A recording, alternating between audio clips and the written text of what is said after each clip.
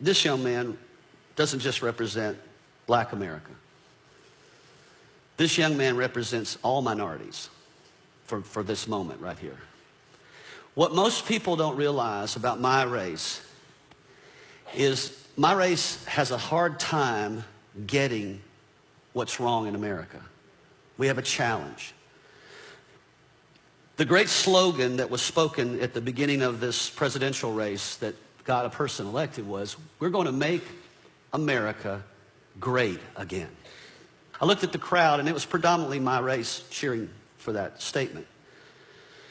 And I thought to myself, okay, if I'm going to be a Christian, I need to filter that statement through the lens of other races, not just my own.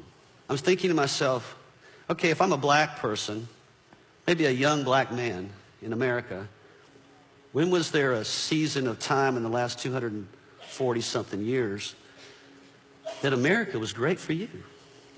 In the beginning of our nation, 1700s, we brought a lot of people like this young man from Africa by the millions.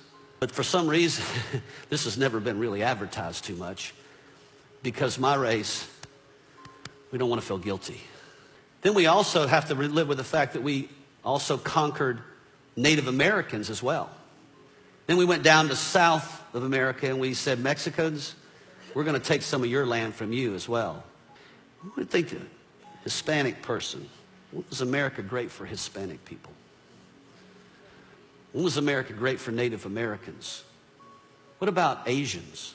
Was it great when Pearl Harbor happened and we took 120,000 Japanese from their homes in California, put them in camps for 4 years? Was that great? The only people that could honestly say maybe America was great would be me, my race. It was great for us. We had a lot of folks like this young man and other people serving us. Now, over the last few years, some of those people are rising up and they've had enough. And movements are starting and different things are happening in our nation that are saying, hey, we matter too. We are not the majority, but we matter too. And people like us are getting scared. We're getting fearful. Man, this nation is not like it used to be. Are we filtering that through the eyes of Jesus? Or are we filtering that through the eyes of our race? And so what Jesus would do in the middle of all this is he would take a person like this, a young black man and an old white man. We probably don't have a lot of things in common. The way we grew up, the society we live in. I don't get in my car and worry about a cop pulling me over. I don't worry about being treated unjustly in society like you do. I don't grow up with fear. Don't have those concerns. But I have them for you. And I care about you. And we've become a nation where God's no longer ruling over us. And that's why we're so angry at each other. And we're fighting with one another and we're in division over each other. And I can't see our government healing that. I can't see any president healing that. I can't see any leader healing that in society other than Jesus. And that has to start with us in the church. So,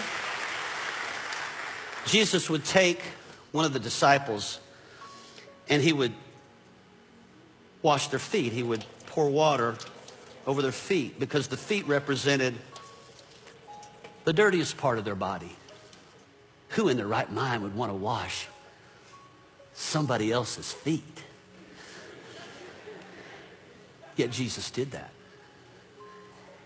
And he said, you see how I'm doing this? You see how I'm putting my hands on your feet? What I'm saying by that is I'm trying to get you to see something. You're valuable to me.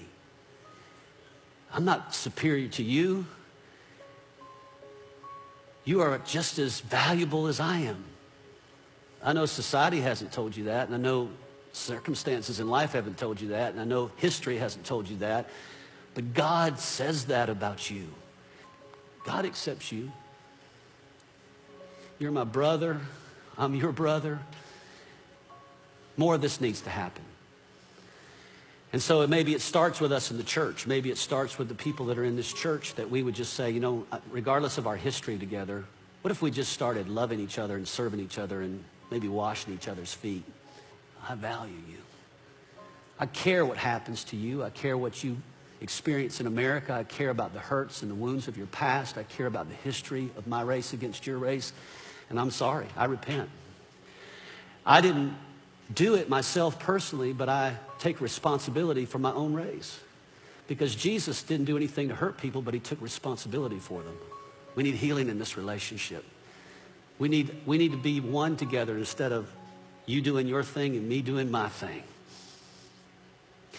And so you're a good representation, not just of Black America. You're a good representation of all people that maybe haven't been treated with value, wherever they're from.